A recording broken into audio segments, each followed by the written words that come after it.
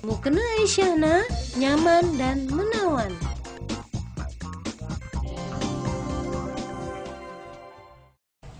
Assalamualaikum warahmatullahi wabarakatuh, sahabat share yang Allah cintai. Alhamdulillah hari ini kita berjumpa kembali bersama saya Rera Anastasia di program The Best DNA for a Better Generation. Episode yang sangat istimewa yang tentu saja karena kita kembali di rumah yang penuh berkah ini karena ada 3 orang hafizah. Amin amin ya rabbal alamin. Kami sekarang ini ada di rumah Bunda Hilya. Kita berada di tempat di mana Hilya Konita, salah satu hafizah cilik, belajar. Kemarin kita sudah membahas tentang gadget dan pengaruhnya dalam menurunkan konsentrasi ya Bun.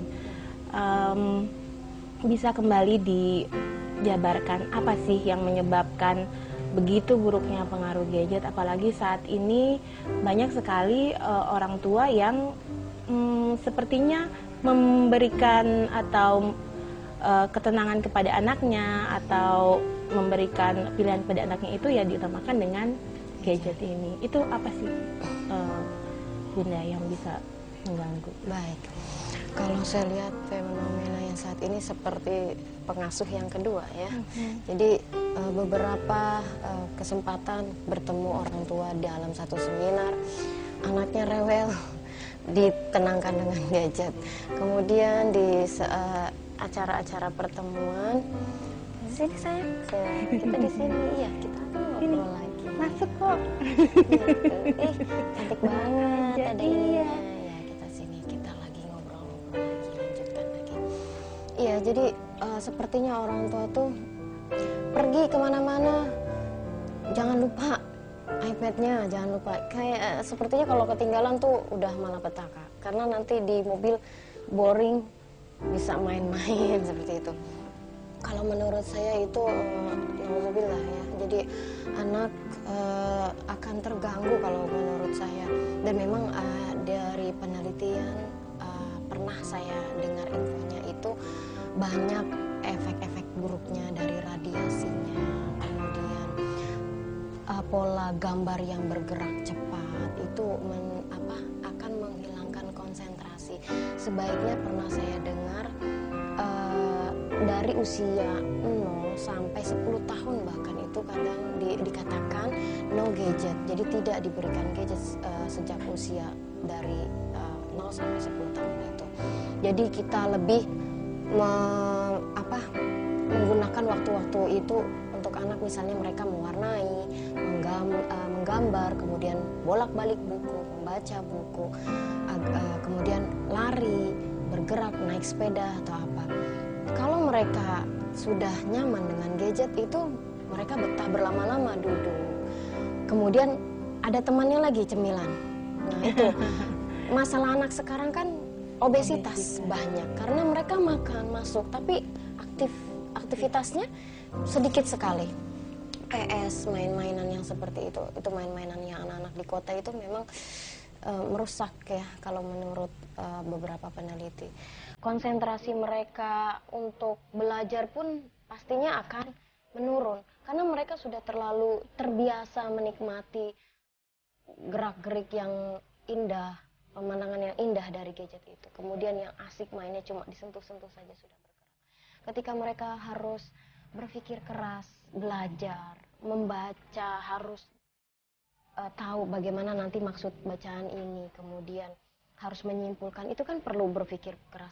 Sepertinya akan cepat, aduh enggak deh, enggak mau deh, kayak gitu. Apalagi kalau ingin diarahkan ke menghafal Al-Quran. Kalau menghafal Al-Quran itu kan butuh ketenangan, butuh konsentrasi untuk bisa mengkaitkan ayat 1, kemudian ke ayat kedua, kemudian ke ayat ketiga, itu kan perlu berulang-ulang. Misalnya kita menghafal surah An-Naba misalnya ya Kak. Misalnya gimana coba An-Naba? Ayat 1 kita ulang-ulang. Amma yatasaalun, amma yatasaalun. Itu kan gak sekali, 2 kali dibaca.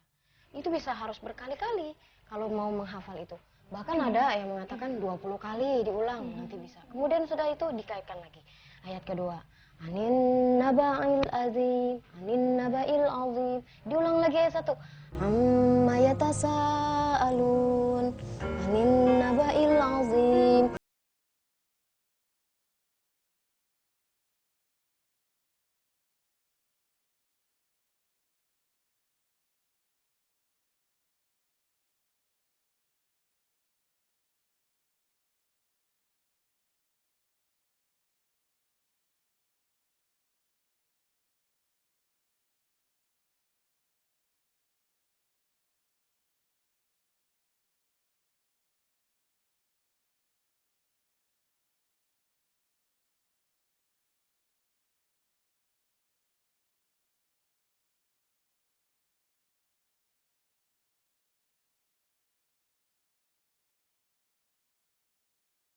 Pada prakteknya sendiri, Bunda sehari-hari bersama Hilya ini dimulai pengenalannya dimulai dari secara teknikal dimulai dari umur 2 tahun ya Bun ya. Oh, kalau teknikal pengenalan huruf hijaiyah itu Dari umur berapa tuh Bun? 6 bulan saya udah Oh, mulai. 6 bulan. Ya. Oke, gimana tuh Bun caranya Bun? Ya, jadi Menarik caranya sekali. bayi 6 bulan itu kan belum bisa bicara ya, belum bisa banyak berbicara. Jadi saya menggunakan kekuatan pendengaran ya, karena memang yang lebih banyak bekerja pada anak-anak usia itu kan pendengaran. Saya yang menyebutkan huruf-huruf hijaiyah. Contohnya seperti ini alat peraga yang saya buat untuk mengajar anak sendiri, juga anak-anak lain yang mengaji di sini. Misalnya anak bayi saya sedang main apa gitu.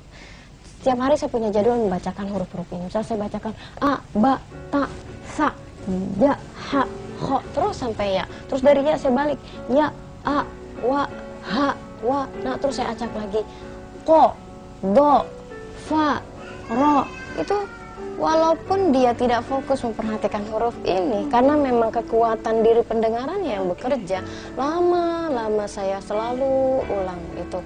Ketika dia sudah bisa melafalkan, sudah bisa berbicara, saya tanya huruf ini apa? Ro, ini apa? Fa, ini apa? Ta, subhanallah, hafal semua. Itu waktu usia 2 tahun itu. Jadi saya mengawalinya dari usia 6 bulan, mengenal. Ada juga saya punya kartu, kalau nggak pakai ini pakai kartu, seperti itu. Nah itu, karena sudah punya bekal, mengenal huruf hijaiyah, diacak hafal, langsung saya pakai yang telah saya bicarakan di beberapa episode yang lalu. Saya pakai metode Iqra. Alhamdulillah, jadi lebih mudah karena sudah hafal huruf hijaiyahnya. Masuk ke metode Iqra-nya lebih mudah. Ternyata malah lebih dini lagi ya, dari 6 bulan. Subhanallah. 6 bulan itu penjelasan cara teknis, sebelumnya didukung dari sejak hamil. Sejak stimulasinya. Oke, hamil stimulasi dengan ayat Al-Quran yang dibacakan langsung oleh bundanya. Apa sempat menggunakan seperti MP3 atau CD juga Bun atau gimana? Sempat, tapi sedikit ya, lebih banyaknya ke saya. Dan itu manfaatnya, stimulasi yang kita lakukan sejak hamil itu terlihat manfaatnya ketika dia masa pembelajaran itu. Jadi cepat gitu menangkapnya, diajarkan cepat dapatnya, cepat menerimanya gitu. Jadi alhamdulillah metode Iqra-nya Hilya setahun itu sudah kurang dari setahun sudah selesai. Begitu manfaatnya. Jadi buat pemirsa yang sedang hamil, ya banyak-banyak stimulasi dengan Quran janinnya. Kemudian punya bayi, jangan didiamkan saja bayinya, diperkenalkan. Walaupun dia belum bisa merespon, kitanya saja yang memasukkan memori-memori baik ke dalam memorinya, karena pasti nanti akan keluar. Yang direkamnya baik, insya Allah nanti keluarnya baik. Subhanallah. Kalau misalnya kan beberapa orang tua mungkin di luar sana dan mungkin juga saya sendiri seringnya kan lebih menyanyikan lagu-lagu yang umum, misalnya balonku ada 5 atau misalnya cicak-cicak di dinding, itu Bunda lakukan juga atau lebih itu tidak ada sama sekali, lebih dominan ini atau bagaimana Bun? Kalau menyanyi saya lakukan juga. Bahkan ketika dulu belajar usia-usia 1 tahun gitu ya, saya selalu dengan nyanyian gerak-gerak gerik gitu. Saya ingat banget waktu anak saya yang pertama itu Alfa itu, saya selalu tuh setel lagu-lagu yang ceria untuk membangkitkan semangat dia. Setelah saya ikut menari-nari, tepuk-tepuk tangan. Jadi kan dulu masih punya anak sendiri itu luang gitu rumahnya, saya menari-menari, nyanyi-nyanyi sama dia. Setelah dia senang, yuk kak kita belajar ya kak, sini kak, lihat kak, kita belajar lagi, ambil buku ikronya ya kak, gitu. Jadi ada gitu dari setiap hari kegiatan pembelajaran saya, ada belajarnya, ada nyanyi-nyanyinya, ada lompat-lompatnya, kayak gitu. Berarti sehari itu ditargetkan nggak Bun? Misalnya dalam sehari itu harus 3 kali ketemu sama huruf hijaiyah, atau dalam sehari itu pagi jam berapa harus ketemu sama Iqro. Ada seperti itu atau berjalan begitu saja atau bagaimana Bun? Di awal-awal masih usianya masih kecil-kecil itu pengenalan itu tidak ada target harus berapa kali, tapi setiap hari harus ada kegiatan belajar gitu. Jadi nggak berapa kali enggak, tapi dalam setiap hari itu saya harus mengenalkan huruf-huruf ini. Ini huruf-hurufnya nggak beli ya Bun ya? Bikin sendiri ya? Sendiri. Oh siapa Bun yang bikin? Bunda sendiri kalau atau yang ini gotong sebenarnya udah buatan yang kedua. Buatan yang pertamanya itu saya print di komputer. Kalau ini nih hurufnya tuh beli, terus saya gunting sendiri. Nah nempel-nempelnya ini saya dan suami kayak gitu. Subhanallah. Berarti kerjasama juga antara Bunda dan abinya ya. Kalau manggilnya apa sayang? Kalau ke abinya ayah ya? Ayah atau abi? Ayah. Oke. Sama ayah sendiri, ayahnya Hilya ini sendiri, bagaimana atau sejauh mana ayahnya Hilya ini memberikan inspirasi atau memotivasi Bunda khususnya untuk kegiatan pembelajaran menghafal Al-Quran? Ya memang oh iya, nanti dulu kita ngobrol-ngobrol dulu sebentar ya. Iya, tentu penasaran. Mau apa sayang? Oh iya nanti. Jadi suami saya itu memang dulu sih sifatnya kalau mau kerja silakan, kalau mau di rumah juga ya lebih baik katanya gitu. Pastinya juga memungkinkannya saya di rumah ya gitu. Jadi dia selalu memotivasi karena memang banyak kegiatan beliau yang di luar mengajar kesana kesini, saya yang di rumah. Jadi selalu menekankan bimbing anak-anak, ajari mereka supaya ya kelak bisa menjadi orang yang punya kebisaan, tentunya ilmu agama, kemudian Al-Quran, dan kelak dia bisa jadi orang yang soleh, bermanfaat buat umat. Jadi peran suami saya sih seperti itu ya, memotivasi saya untuk bagaimana selalu membimbing anak gitu. Jadi memang dari awal sudah komitmen untuk bisa punya anak yang menghafal Quran gitu ya Bu. Oke, kalau untuk pengajarannya berarti kan dari mulai 6 bulan sudah didengarkan huruf-huruf hijaiyah. Kemudian mulai 2 tahun mulai masuk Iqro atau bagaimana? Masuk Iqro berarti dalam buku yang apa namanya? Metode Iqro itu. Iya, metode Iqro yang bisa dipakai di TPA seperti itu ya. Itu jadi 2 tahun itu walaupun misalnya belum bisa baca tapi ditunjuk gitu Bu. Oh, sudah. Jadi 2 tahun itu alhamdulillah ya, kemampuannya mungkin kemampuan ini dulu. Yang penting berbicaranya dulu. Dia sudah bisa melafalkan dengan baik. Tadi saya kuncinya sudah saya dapat hafal semua huruf-huruf hijaiyah itu, baru saya masuk ke metode Iqro itu. Kalau belum hafal mungkin agak lama ya, agak ya mungkin hari ini baca halaman ini, besok diulang lagi, hari ini besok diulang lagi. Tapi karena sudah hafal tuh alhamdulillah, jadi Iqro 1 tuh kan huruf-huruf lepas semua tuh. Itu setiap hari baca lanjut, setiap hari baca lanjut. Masuk ke Iqro 2 lanjut. Alhamdulillah Allah kasih kemudahan untuk belajar Al-Qur'annya. Kemudian itu sendiri ada kaitannya nggak sih Bun sama asupan gizi atau ada yang lain seperti misalnya dari kegiatan sehari-hari, misalnya saat bangun tidur harus ada apa yang dihafalkan, seperti itu atau bagaimana, Bu? Baik, kalau misalnya pasti semua orang tua menginginkan anaknya memiliki kecerdasan ya. Memang tentu kita berdoa kepada Allah untuk dapat anak yang cerdas, kemudian ikhtiar kita sebagai orang tua tentunya memenuhi asupan nutrisi yang baik buat anak. Baiknya mungkin kalau dari segi agama ada kata-kata halalan thayyiban. Halal dan thayyib. Halal itu dari segi syariatnya, thayyib itu dari segi kesehatannya, mungkin harus makanan-makanan yang gizi seimbang. Kalau halal mungkin dari pendapatannya, dari asalnya, kemudian zatnya. Ya, kita upayakan sebagai orang tua hati-hati buat para ayah selaku kepala rumah tangga yang memang menjadi jalan pencari nafkah untuk memberikan nafkah kepada keluarga. Kita hati-hati sekali, upayakan selalu rezeki yang kita bawa pulang ke rumah adalah rezeki yang halal, yang jelas, benar jelas kehalalannya. Jangan sampai ada yang setitik pun yang tidak jelas kehalalannya, hindari itu. Kemudian dari makanannya kita upayakan zat-zatnya yang terkandung dalam makanan yang kita berikan kepada anak kita itu jelas-jelas adalah yang halal, seperti itu.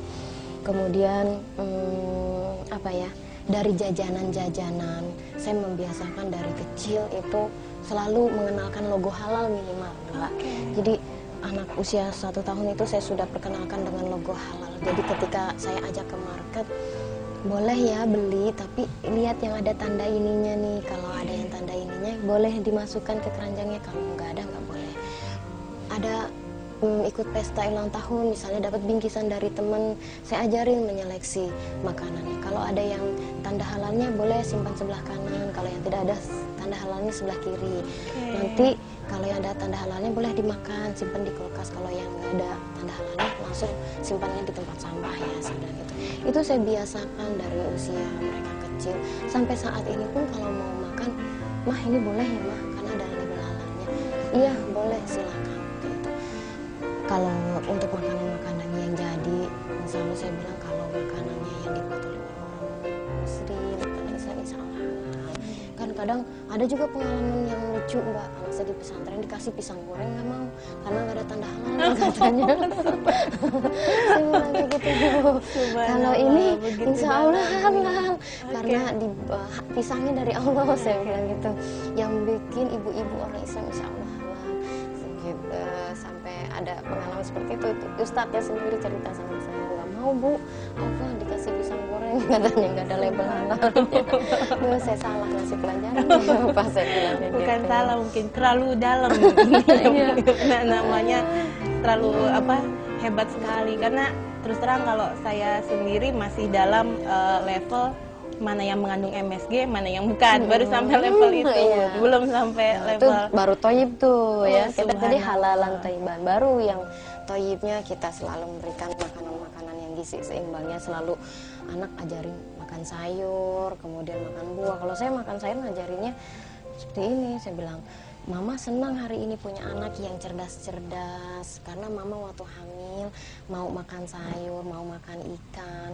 Kakak besok kalau misalnya nggak senang sayur, nggak senang ikan, nanti kalau kakak sudah seperti mama hamil punya anak, nanti anaknya nggak cerdas." Saya bilang kayak gitu karena mamahnya makannya nggak makanan sehat kayak gitu ya. "Iya, kamu mau nggak nanti nggak punya anak nggak cerdas?"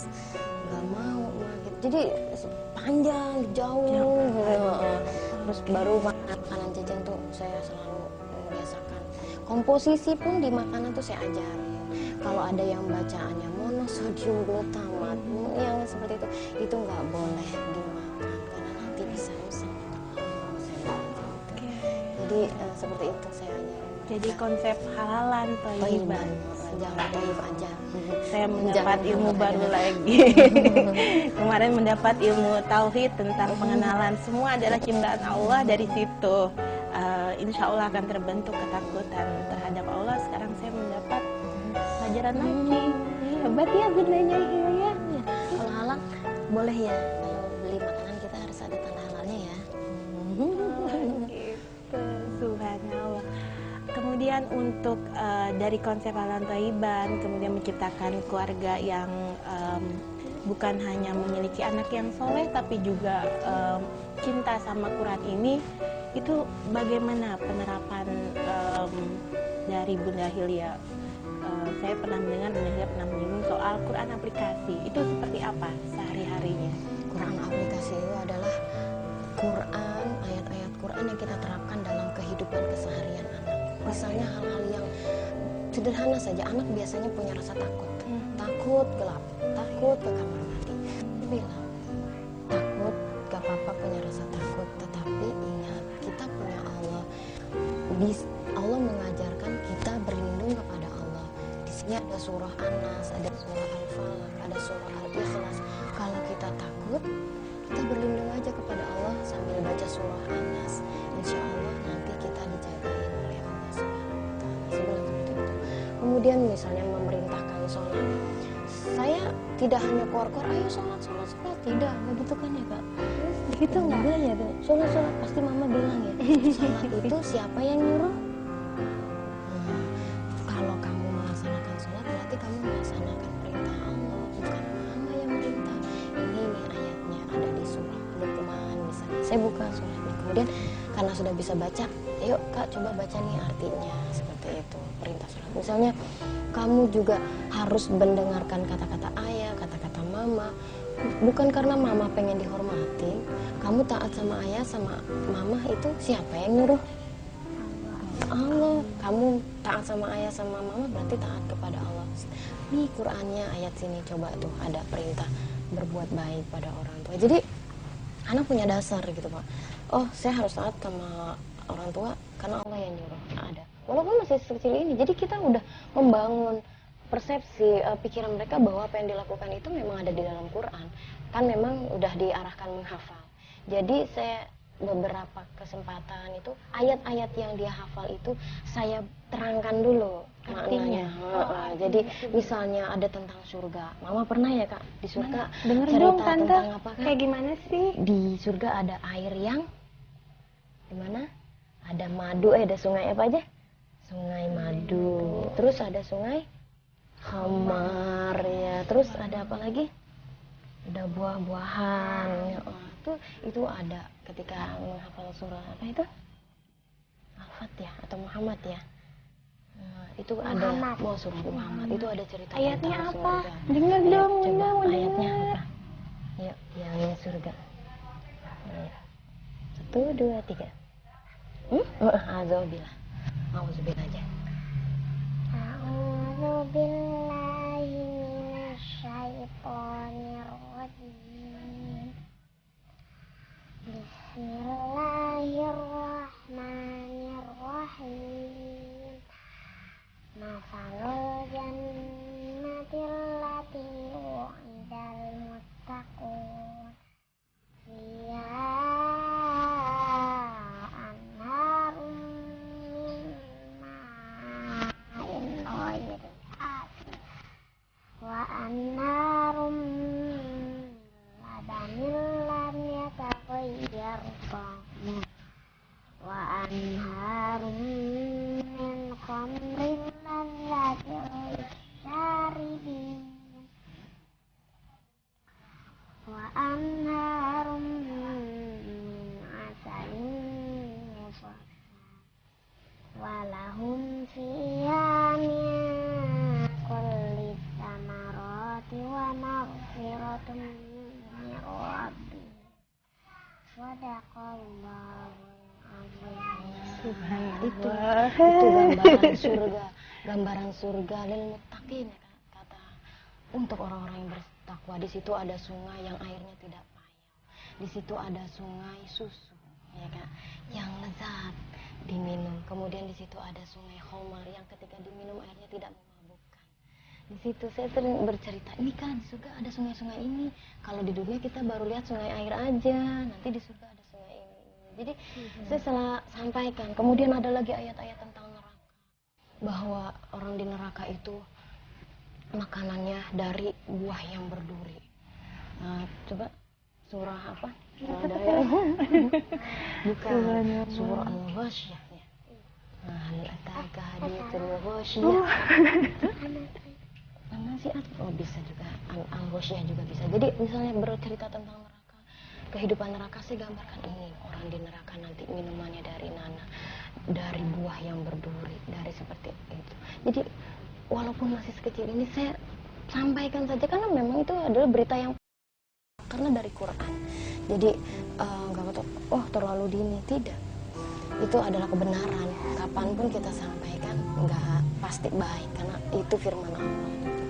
Banyak aplikasi-aplikasi yang bisa kita terapkan ke anak. Ya tadi perintah sholat, berbakti kepada orang tua, berbuat baik, tidak boleh sombong jalan. Itu semua ada terangkum dalam surah Al-Luqman. Itu banyak pelajaran-pelajaran buat kita para orang tua. Ayo kita buka surah Luqman. Di situ banyak sekali perintah Allah bagaimana Luqman mengajarkan anak-anaknya dengan begitu bijaksana. Mengajarkan bagaimana dia mengesahkan Allah, bagaimana perintah sholat, bagaimana perintah birrul walidain, berbakti kepada orang tua, bagaimana berlaku tidak sombong, jalannya tidak boleh semena-mena, sederhana dalam berbicara, sederhana dalam berkomunikasi, dalam segala hal. Masya Allah, subhanallah. Subhanallah. Itu aplikasinya. Oke, saya terharu kalau ini. Subhanallah, terima kasih sudah memberikan inspirasi pada hari ini. Tapi saya masih penasaran, setelah dari tadi 2 tahun mengenal mengenal huruf hijaiyah, kemudian membaca Quran. Sudah membaca Quran pada umur 4 tahun. Berarti Itu dalam 2 sudah tahun atau gimana, Bun? 4 tahun itu udah hatam. Subhanallah, 4 tahun itu sudah hatam. Jadi dari usia 2 tahun itu belajar Iqra, 3 tahun bisa selesai jilid Iqranya, kemudian di 3 tahun itu belajar melatih kelancaran baca Al-Quran, dan 4 tahun dia hatam baca Al-Quran. 4 tahun itu sudah hatam. Subhanallah, alhamdulillah, wallahu akbar. Doakannya, Amin, semoga amin, bermanfaat buat kita. amin, amin. Semoga bermanfaat dan jadi berkah untuk keluarga. Amin. Oh, jadi 4 tahun itu sudah hatam Quran untuk yang pertama kalinya. Untuk membacanya di hadapan, Untuk ya membacanya. kita koreksi bacaannya. Oke, jadi murojaahnya hampir tiap hari atau bagaimana? kalau itu namanya talaki ya, talaki Quran itu istilahnya kita membaca di hadapan guru, karena kebetulan saya pembimbingnya, jadi dia membaca di hadapan saya. Di usia 4 tahun itu dia selesai membaca 30 juz di hadapan saya yang saya koreksi bacaannya. Kemudian menghafal itu dari usia 3 tahun. Alhamdulillah saat ini hampir selesai 9 juz. Kalau murojaahnya itu setiap hari selalu murojaah, maksimal 3 juz. Saya mendengar bacaan Qurannya, ayat dari Hilya tadi itu mahrojul hurufnya, tartilnya itu benar-benar itu memang Bunda fokuskan benar-benar sebelum menghafal itu harus mahrojnya itu kenapa, Bun? Karena memang kalau dari awal itu mengajarinya lebih mudah. Oke. Walaupun misalnya pertama dia cadel mengucapkannya, karena faktor usia. Oke. Ketika bertambah usianya semakin bagus lagi nanti dia pengucapannya. Yang penting kita sebagai pembimbing selalu mencontohkan, membunyikan huruf itu dengan betul dan tepat. Ada contoh bacaan kita bacakan dengan tepat sesuai kaidah tajwidnya. Insya Allah nanti yang terekam di memorinya ya bacaan yang tepat. Tapi kalau kita mengajarnya asal sembarangan karena menganggap ini anak kecil, udah biasa aja, ya akhirnya nanti yang dia dapat, yang ditangkap memorinya bacaan yang asal. Ketika diperbaiki, ya agak repot. Gitu. Subhanallah. Tapi kalau dari awal sudah yang betul, insya Allah kedepannya akan terus bagus. Jadi jangan meragukan kekuatan walaupun anak kecil, begitu. tapi tetaplah kalau di bahasa Inggrisnya spellingnya itu ya, maksudnya betul. pengejaannya itu harus benar-benar sesuai dengan kaidah yang berlaku. Karena nanti gitu. yang masuk ke memorinya kan Memang yang bagus direkamnya, nah keluarnya bagus. Oke, subhanallah. Oh iya, aduh lucu banget kerudungnya gini aja. Ini kerudungnya ngingat sendiri ya ngeliatinnya. Oke, baiklah. Sebenarnya masih banyak sekali yang saya ini karena saya begitu takjub. Ya Allah. Rasanya campur aduk antara takjub, antara feeling guilty karena belum bisa menerapkan pada anak saya saat ini gitu. Mudah-mudahan mohon doanya ya Bun, Ya, mudah-mudahan sama-sama. setelah ini bisa menular semangatnya. Sama-sama doakan Subhanallah. kamu juga sedang belajar, mudah-mudahan selalu diistiqomahkan oleh Allah. Amin. Apa-apa yang diucapkan ini adalah merupakan hal yang telah dilakukan, Amin. bukan hanya sebatas kata-kata, karena akan datang kemurkaan Allah yang sangat besar. Kabura maqtan indallahi an taqulu ma la taf'alun. Betapa besar kemurkaan Allah pada apa-apa yang kamu katakan sedangkan kamu tidak melakukan. Kami berlindung dari itu. Mudah-mudahan apa yang kami sampaikan adalah apa yang kami telah laksanakan dan apa yang sedang kami laksanakan. Mudah-mudahan Allah menjaga keistiqomahan. Amin, amin ya rabbal alamin. Subhanallah. Semoga menjadi inspirasi baru tidak hanya untuk saya yang saat ini berkunjung ke rumahnya Bunda Hilya, tapi juga kepada pemirsa yang menyaksikan pada saat ini. Ada lagi mungkin yang mau disampaikan Bunda kepada pemirsa? Baik, mudah-mudahan para pemirsa sekalian mendapatkan manfaat, mendapatkan ilmu yang walaupun sederhana tapi sedikit yang kita dapat, ayo kita amalkan. Insya Allah menjadi berkah buat kita, dan dari sedikit-sedikit itu nanti kalau kita istiqomah, insya Allah akan menjadi baik, akan terus menuntun kita menjadi orang yang baik di mata Allah dan Rasulnya. Amin, amin ya rabbal alamin. Baiklah, terus terang saya masih banyak sekali yang mau saya tanyakan.